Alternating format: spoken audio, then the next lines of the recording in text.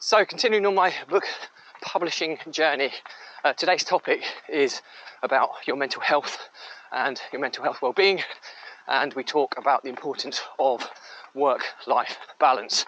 So keep on watching, keep on listening. Welcome back to consecutive day 1422 of A Diary of a Runpreneur. If you believe in my mission of saving the lives of children by attempting the ultimate ultramarathon of run vlogging on consecutive days, the distance of a lap of the world, barefoot style, then do give this a subscribe, share, like and comment, as more people we get in front of, more money we raise, and ultimately the more lives we save, which is every reason I put myself through this every single day. Thank you as always, let's get started.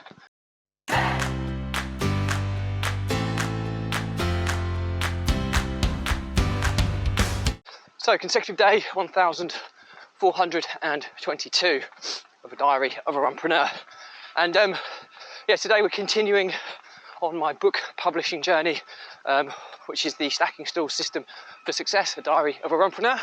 And we're starting on the health stool, and one of the three legs or pillars of this stool is your mental health.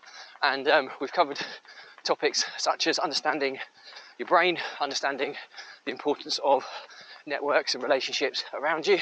And today we're going to talk about the kind of third of five sections within this part of the book, which is about work and life balance. Now it's something that we've become so conditioned to hearing, but how many people actually get it right? Well, not many, in my opinion.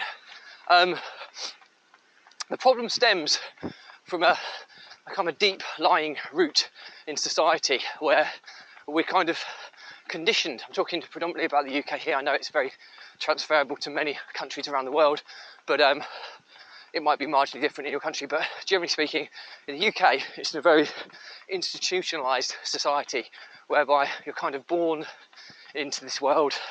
You're then put into an education system which teaches you to work hard, to learn, absolutely, but it also teaches you to kind of follow the system and follow the herd of sheep, follow the herd of lemmings into getting yourself qualified so that you can earn a job as an employee. And if you become that employee later in life and you work your way up, generally speaking, what they don't tell you is the higher up you go as an employee, yes, you earn more money, but the more of your life that they want in return for it.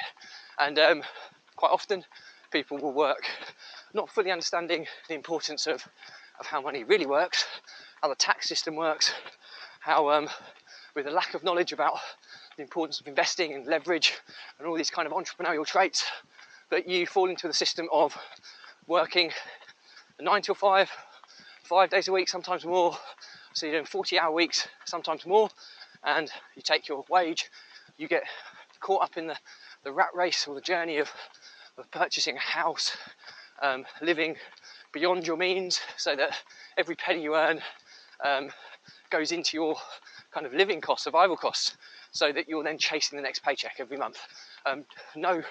Never bettering your position, relying on a pension scheme that your company may or may not have, or you may have a kind of the state pension that you kind of get. It just means that you're stuck in this kind of rat race, this trap, working all of these hours that God sends to keep pushing back your retirement, because the sooner you retire, the even more you'll struggle. And it's a very kind of sad world for so many people that devote their whole life to a career and then get kind of no returns from it when they come to retire later in life. That's the typical kind of journey that we're kind of educated on taking. It doesn't sound very attractive when I tell you the truth, does it? But so many of us follow that exact process, and then we're trapped in a rat race. And I think the importance here is understanding what does work-life balance really mean. Well, so many people do it the wrong way, and they kind of live to work. So it's like they're put on this world, they're given an opportunity, and they choose to spend the lion's share of it in the working environment doing something for somebody else, being paid just enough to survive and live, but being trapped in that lifestyle. But the other way is that you can actually work to live. And if you kind of get the balance right and kind of understand that there are other opportunities out there for you outside of the workplace, there's other things that will take you on your journey to fulfillment or success or happiness. And if you can have that mindset and actually try and get a balance in life where you're working to live. So it's a very, very different kind of way of looking at things. But quite often with the second scenario I've given you where you're working to live, you need to start putting the foundations in place early to give you that platform so that as you kind of get older and more experienced, you're working less and less to live a more enjoyable lifestyle as opposed to working more and more for the same. You're working less and less to kind of have a lifestyle that's more in line with your values and what makes you happy. And I think that's really important. And I know that what I've said in this section specifically isn't going to help you, but I think the key point today is understanding and being aware of this is what happens. Being aware with how society is kind of structured to have you working for it as opposed for it working for you. And I'll teach you some kind of pretty cool kind of concepts and strategies and stuff to turn the tables in your favour in further chapters. But for this one in particular, I just want you to understand that there is another way and that you should question this process, because who in their right mind wants to live that life? Now, there is a kind of caveat to this whole dream job. And you know what? They absolutely love it, and they're quite happy to devote their life to doing something that they absolutely love. And in that situation, it's very different, because the reality is that their kind of passions and their professions have merged, because they're actually doing something in their profession that they would do out of choice. They're not doing it from necessity. In those situations, that doesn't really apply, because they are actually doing something they love to do. But there's a lot of people out there that do something that they hate, or they feel trapped, they feel they have to do it, they feel they can't switch careers because they've progressed and they're at an earning level, because Parkinson's law applies here as well, whereas the more you earn, the more you spend. And that's a really, really difficult thing for people to kind of understand, but that's the reality. We live in a world of temptation, so the more we earn, the more we spend. So what happens? The more experienced or progressed we become within a certain niche or industry in our careers, we earn more money. What do? We buy a bigger house, we go on bigger holidays, we have a bigger car, we shop at Waitrose as opposed to Aldi. You know, all these types of lifestyle decisions which eats away at those extra pounds that we earn. And that's what happens. And if truth be told, if you follow that kind of journey, the more successful you become in your career, the more trapped you are in the rat race.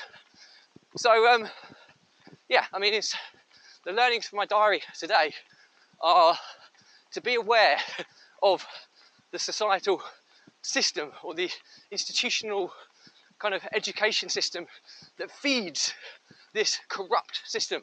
It's quite controversial, this, but it's very, very true. At school, they don't teach you about money, how money really works. They don't even teach you how to budget, because the more debt, the more loans you get in this world, the more secure you are as a tax-paying employee, feeding society, feeding the government. And they don't teach you about entrepreneurship. They don't teach you about compounding interest and how you leverage money in your favour rather than against you. They don't teach you any of this. And because you don't get taught this, you're unaware of it. So the decisions you make are borderline uneducated ones. And the end result is that you live a life of living to work as opposed to working to live. So be aware, understand that you can generate a better working and living balance, work-life balance, which if you get it right, it results in a much more fulfilled, happy, enjoyable, successful life, which is a less stressful one, which has a less impact in an adverse way on your mental health and well-being. So yeah, really, really important to understand this. Hope that has been useful. Any questions or comment, drop me a line. I'll respond to everyone. But Do please remember, if you believe in my mission of saving the lives of children by attempting the ultimate ultramarathon of run, blogging, consecutive days of distance of the lap of the world, barefoot style, then do give this a subscribe, share, like and comment.